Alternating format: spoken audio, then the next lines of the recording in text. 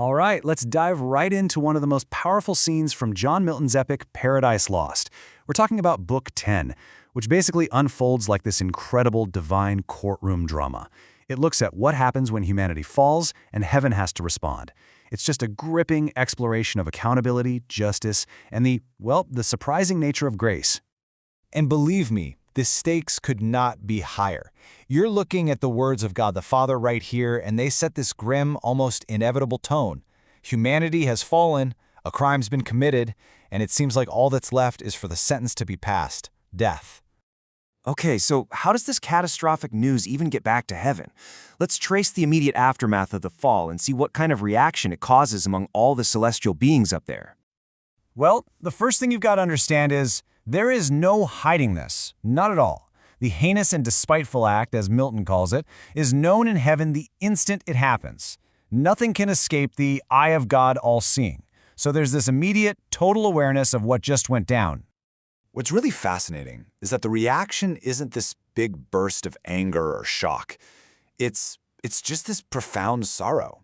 The angelic guards, they come back from paradise mute and sad. A dim sadness just ripples through heaven. You can see it on the angels' faces.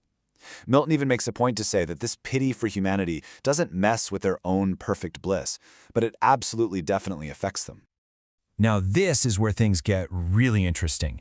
God the Father immediately steps in to clarify something crucial. He states in no uncertain terms that this was not some predetermined fate. He says no decree of his forced this to happen or interfered even in the slightest way with humanity's free will.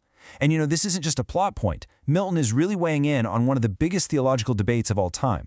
The key takeaway is this: man was made with the strength and the freedom to say no, and because of that, he is 100% responsible for his own failure. So, okay, responsibility has been established. Now the focus shifts. Someone has to go down to earth and deliver the sentence. But who's it going to be? This next part explores that really critical decision. In this slide just perfectly lays out the central tension of the whole scene. I mean, look at this. On one side, you have the Father. His voice is described in thunder, and he's talking about the mortal sentence. He is the very embodiment of absolute justice. But on the other side, you've got the Son. His response is mild. He's called the mediator, and his whole intention is to bring mercy. It's a perfect contrast between righteous law and compassionate intervention. So, the Son steps up. He accepts the mission, and you really have to listen to a specific goal here. He explicitly says he's going to temper justice with mercy. He's not going to just ignore the crime, no way, but he's also not just there to hand down punishment. He's looking for a resolution that can somehow satisfy the demands of justice and open up a path for mercy. So as he's coming down from heaven, his whole demeanor is just key. He's not coming with wrath, not at all, but with this coolness and calm that's a world away from the heat of the crime. He is both the mild judge and, so importantly, the intercessor, which is a really powerful word for someone who stands between the guilty party and their accuser to plead their case. Okay, so now we're in the Garden of Eden. The judge is there, but Adam and Eve, they're hiding. This is where we get this incredibly tense confrontation where nobody wants to take responsibility and everyone is just shifting the blame. And listen to the judge's first words. It's not this big accusation. It's a question. A question that just cuts right to the heart of the problem. Where are you, Adam? He points out how Adam used to greet him with joy. Now, he's hiding in the bushes. The relationship is completely broken. And this gentle but very firm call for him to come forth just forces the issue. And when they finally do show up, wow, you can just see their inner turmoil. It's written all over them. Milton describes this toxic cocktail of emotions. Love is gone. It's been replaced with guilt, shame, despair, even anger and hate. This isn't just about breaking a rule. It's a total corruption of who they are inside. And check out how they respond when they're questioned directly. It is a classic case of the blame game. The judge asks Adam, and Adam immediately points his finger at Eve. This woman, she gave me. So the judge turns to Eve, and what does she do? She points to the serpent. The serpent tricked me. Neither one of them takes any ownership. They just pass the buck right down the line. So the blame game is over. The facts are on the table. And now we get to the verdict. And this right here is where we see if the Son's promise to mix justice with mercy actually holds up. What's so fascinating here is the order in which the sentences are handed out. The judge starts with the serpent, cursing it to crawl on its belly. Then he turns to Eve, decreeing sorrow in childbirth and submission to her husband.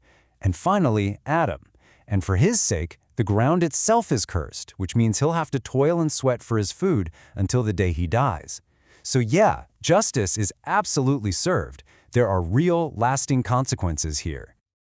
But buried inside the serpent's curse is this one really mysterious line. It's a prophecy, right?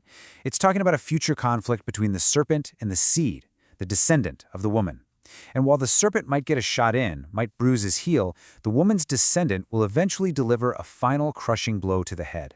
This isn't just some throwaway line. It's the very first glimmer of hope, a promise of an ultimate victory that echoes all through Western culture.